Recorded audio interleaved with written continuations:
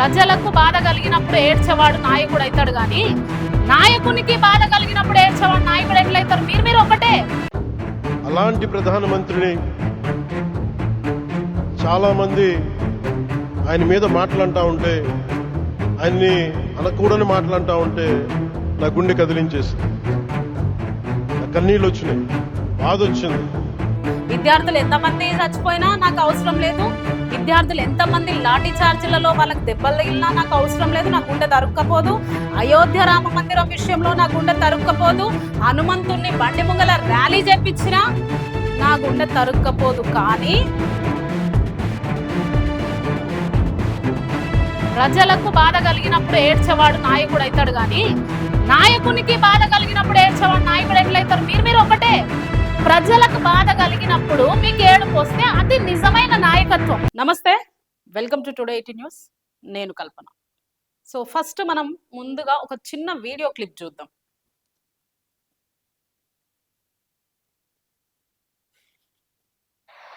అలాంటి ప్రధానమంత్రిని చాలా మంది ఆయన మీద మాట్లాడుతూ ఉంటే, ఆయన్ని అనకూడని మాట్లాడుతూ ఉంటే నా గుండె కదిలించేసింది, నా కన్నీళ్ళు వచ్చినాయి, బాధ వచ్చింది.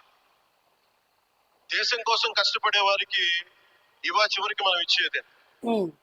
ఓకే, పవన్ కళ్యాణ్ గారు నిన్న అల్లూరు సీతారామరాజు ఎయిర్పోర్ట్ ఓపెనింగ్ అప్పుడు ప్రధాని నరేంద్ర మోడీ గారు వెళ్ళడం జరిగింది.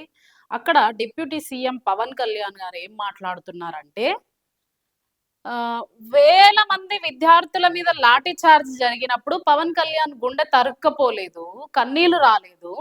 వేల మంది విద్యార్థుల మీద లాఠీ చార్జ్ జరిగి రాళ్ళు రువ్వినప్పుడు, రక్తం పారినప్పుడు ఏడుపు రాలేదు. గుండె ఆ పిల్లల్ని చూసి గుండె తరుక్కుపోలేదు, అసలు విద్యార్థులను చూసి గుండె తరుక్కుపోలేదంట. కానీ అందులోంచి ఎవరో కోపం వచ్చో, బాధ వచ్చో, లేకపోతే ఆవేశం వచ్చో ఒక 4 మాటలు అంటారు కదా, ఆ మాటలు చూసి మన ప్రధాని నరేంద్ర మోడీ గారిని, లోకాన్ని కాపాడే నరేంద్ర మోడీ గారిని ఇన్ని మాటలు అంటారా? నాకు ఆ మాటలు వినగానే కన్నీళ్ళు వచ్చేసినాయి, గుండె తరుక్కుపోయింది అని డిప్యూటీ సీఎం పవన్ కళ్యాణ్ అంటున్నారు. సో పవన్ కళ్యాణ్ నేను సూటిగా కొన్ని ప్రశ్నలు అడగాలనుకుంటున్నా. ఆ ప్రశ్నలు ఏంటంటే, నీట్ విద్యార్థులు 21 మంది సూసైడ్ చేసుకుంటే పేపర్ లీక్ అయినప్పుడు మీకు కన్నీళ్లు రాలేదా? అరే, ఇంత చిన్న వయసులో ఈ పిల్లలు ఇంత చదువుకొని ఆయన ఒక రోజు కూడా లీవ్ తీసుకోలేదంట ప్రధాని నరేంద్ర మోడీ. మరి వాళ్ళ కన్న తల్లిదండ్రులు కూలి పని చేసిరో లేకపోతే ఇంకేం చేసిరో నీట్ వరకు వాళ్ళని చదివిపిచ్చిరు కదా. మరి ఇంతవరకు చదివిపిస్తే తీరా జాబ్ వస్తుందేమో, నా బిడ్డలు ఎగ్జామ్ పాస్ అవుతారేమో అనుకునే టైంలో పేపర్ లీక్ అయినప్పుడు వాళ్ళ తల్లిదండ్రుల గుండె ఎంత తరుక్కుపోయి ఉండొచ్చు? అప్పుడు మీ గుండె తరుక్కపోలేదా? ఆ పిల్లలు చనిపోయినప్పుడు, విద్యార్థులు చనిపోయినప్పుడు మీ గుండె తరుక్కోబోయి కన్నీళ్లు రాలేదా అని నేను అడుగుతున్నా.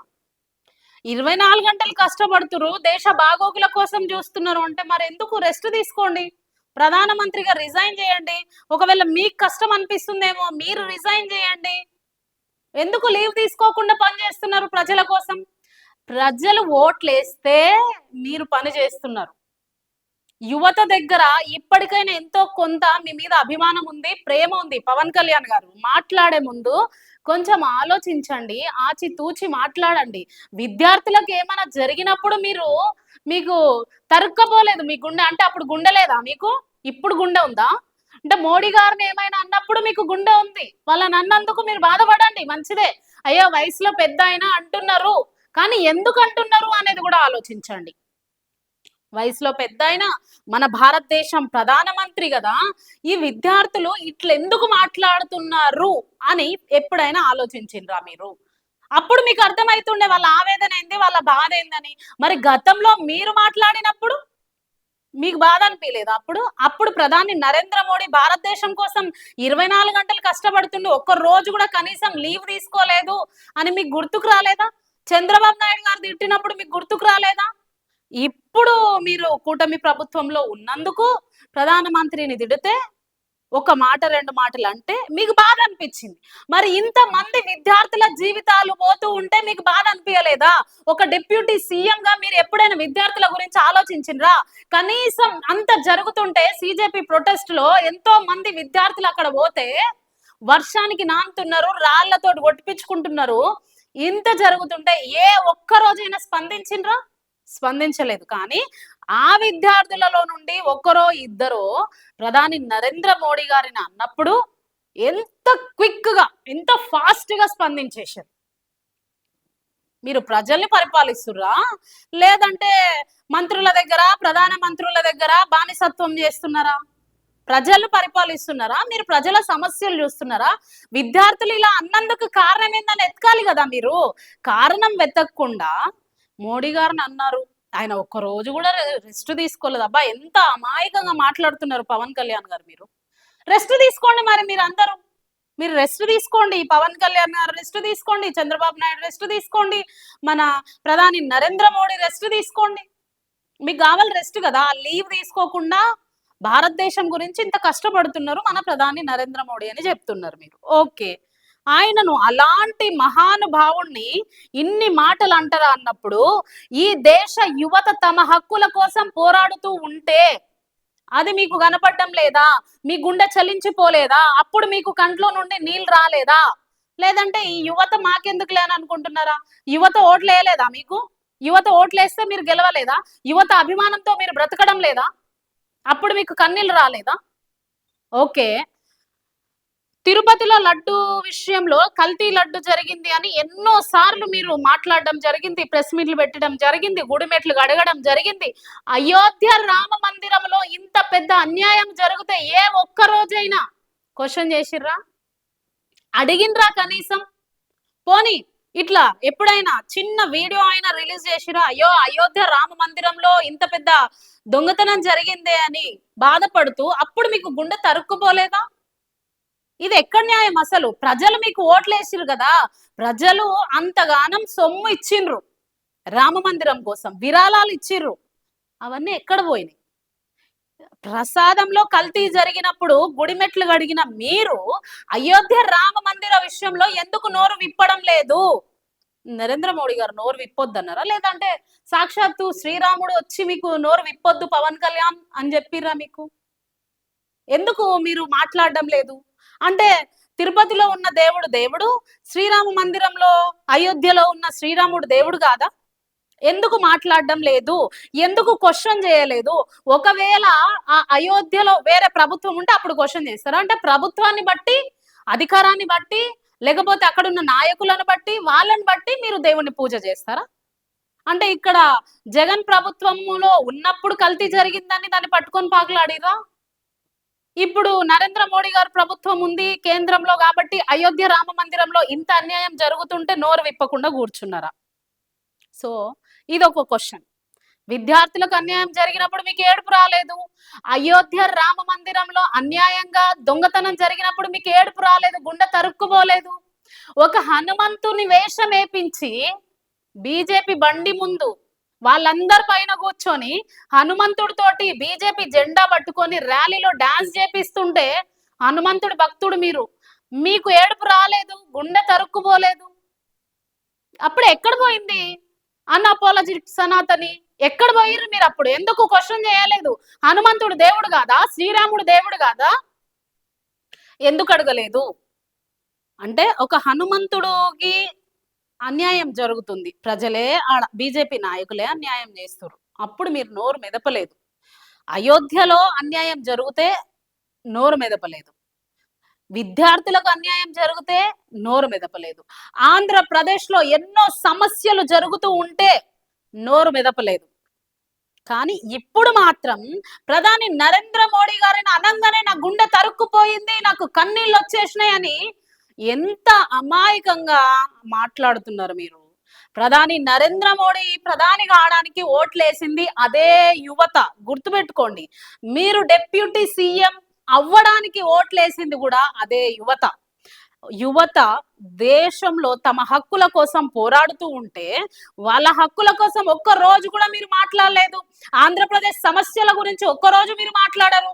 అక్కడ మత విద్వేషాలు, గుడుల కోసం, చర్చిల కోసం గొడవలు జరుగుతుంటే ఒక్క రోజు మాట్లాడరు. కానీ ఈ రోజు మోదీ గారు బాధ మాత్రం మీకు కనపడింది. ప్రజల బాధ మీకు కనపడదా? విద్యార్థుల బాధ మీకు కనపడదా? మోడీ గారు బాధపడ్డరు, నన్ను ఇట్లా అన్నారు అని మీకు కూడా బాధ అనిపించింది, మంచిదే. అయ్యో ప్రజలు ఎందుకు బాధపడుతున్నారు, ఎందుకు ఇంత పెద్ద మనిషిని మన ప్రధానిని అనాల్సి వచ్చింది, వాళ్ళ వెనుక ఏం బాధ ఉందో అని ఏ రోజైనా తెలుసుకున్నారా మీరు? ప్రజల సమస్యలు ఏ రోజైనా పట్టినాయా మీకు? అధికారంలోకి రాకముందు ఊగిపోతూ అంతగానం క్వశ్చన్ చేసిన మీరు ఇప్పుడు ఎందుకు క్వశ్చన్ చేయడం లేదు? ఇప్పుడు ఎందుకు సమస్యలపై మాట్లాడడం లేదు? ఇప్పుడు ఎందుకు విద్యార్థుల మీద మాట్లాడడం లేదు? ఆంధ్రప్రదేశ్ లో జరుగుతున్న డిఎస్సి గురించి ఎందుకు మాట్లాడడం లేదు? మతాల మధ్యలో చిచ్చులు పెడుతూ ఆయన రఘురామ కృష్ణమరాజు గురించి ఎందుకు మాట్లాడడం లేదు? అంటే మీ పార్టీలో తప్పులు జరిగితే మూసి పెట్టేసుకుంటారా, కప్పి పెట్టుకుంటారా? అదే వేరే వాళ్ళ ప్రతిపక్షంలో కానీ ఇంకో వాళ్ళ దగ్గర కానీ జరిగితే దాన్ని బయటికి వేస్తారు కదా. సో పవన్ కళ్యాణ్ గారు మీరు చెప్పండి, విద్యార్థులకు అన్యాయం జరుగుతుంటే మీకు కనపడలేదు, మీరు నోరు మెదపలేదు, కనీసం ఒక చిన్న ట్వీట్ కూడా చేయలేదు. అయ్యో పాపం ఇంతమంది విద్యార్థులకు ఇట్లా జరిగిందా అని, అయ్యో అయోధ్య రామ మందిరంలో విరాళాల చోరీ అయిందా అని కనీసం చిన్న సానుభూతి తెలపలేదు. కానీ ఇప్పుడు మాత్రం మాట్లాడుతున్నారు. 21 మంది విద్యార్థులు చనిపోతే ఆ తల్లిదండ్రుల గుండె ఎంత తరుక్కుపోయి ఉండొచ్చు? మోడీ గారిని అన్నందుకు మీకు గుండె తరుక్కుపోతుంది, మంచిదే. మరి అలాంటప్పుడు 21 మంది విద్యార్థులు చనిపోతే మీ గుండె ఎందుకు తరుక్కుపోలేదు? ఆ అన్యాయాన్ని క్వశ్చన్ చేసిన సిజేపీ ప్రొటెస్ట్ లో ఎంతో మంది, వేలాది మంది విద్యార్థులు అక్కడ పోయి రాళ్ల దెబ్బలు తిని రక్తాలు ఏర్లై పారినప్పుడు మీ నోరు ఎందుకు మెదపలేదు అని నేను అడుగుతున్నా. సో ప్రజలు మీకు ఓట్లేస్తే మీరు డిప్యూటీ సీఎం అయినరు, అట్ ద సేమ్ టైం ప్రధాని నరేంద్ర మోడీ గారు కూడా ప్రధాని అయినరు. సీఎం అయినా పిఎం అయినా ఎవరైనా కూడా మేము ఓట్లేస్తేనే మీరు అవుతారు అనేది గుర్తుపెట్టుకోండి. ప్రజలకు బాధ కలిగినప్పుడు ఏడ్చేవాడు నాయకుడు అవుతాడు, కానీ నాయకునికి బాధ కలిగినప్పుడు ఏడ్చేవాడు నాయకుడు ఎట్లయితారు? మీరు ఒకటే. ప్రజలకు బాధ కలిగినప్పుడు మీకు ఏడుపు వస్తే అది నిజమైన నాయకత్వం. కానీ నాయకునికి అయినప్పుడు మీకు బాధ కలిగింది, కానీ ప్రజలకు అయినప్పుడు మాత్రం మీకు బాధ కలగలేదు. ఇదేం నాయకత్వం అసలు? ఇది మీ నాయకత్వమా? అంటే ఆ విద్యార్థులలో మీ పాపనో లేకపోతే మీ బాబో లేదంటే మీ వాళ్ళకి సంబంధించిన వాళ్ళు ఎవరైనా ఉంటే అప్పుడు మీరు చెగువీరు అయిపోతారు, లేకపోతే అంబేద్కరిస్ట్ అయిపోతారు, లేకపోతే ఇంకేదేదో అవుతారు. కానీ ఇప్పుడు మాత్రం బానిస అయిపోతున్నారు. అవునా కదా? ప్రజలారా మీరే కామెంట్ చేయండి. మరి పవన్ కళ్యాణ్ గారికి అయితే మోడీ గారిని చూసి, మోడీని అన్నందుకు ఆయనకు ఏడుపు వస్తుందంట. ప్రజలు ఎన్ని సమస్యలు ఎదుర్కొన్నా ఆయనకు మాత్రం కన్నీళ్లు రావడం లేదు, ఆయన గుండె మాత్రం తరుక్కుపోవడం లేదు. విద్యార్థులు ఎంతమంది చచ్చిపోయినా నాకు అవసరం లేదు, విద్యార్థులు ఎంతమంది లాఠీ చార్జీలలో వాళ్ళకి దెబ్బలు తగిలినా నాకు అవసరం లేదు, నా గుండె తరుక్కపోదు. అయోధ్య రామ మందిరం విషయంలో నా గుండె తరుక్కపోదు. హనుమంతుణ్ణి బండి ముంగల ర్యాలీ చేపించినా నా గుండె తరుక్కపోదు. కానీ మోడీ గారిని మాత్రం అంటే నా గుండె తరుక్కపోతుంది, నా కన్నీళ్ళలో నీళ్ళు వస్తాయి. ఇది మన సనాతని అన్అపాలజెటిక్ సనాతని పవన్ కళ్యాణ్ గారు అనడం జరిగింది. సో ఈ విషయం మీద మీ అభిప్రాయాన్ని కూడా కామెంట్ చేయండి.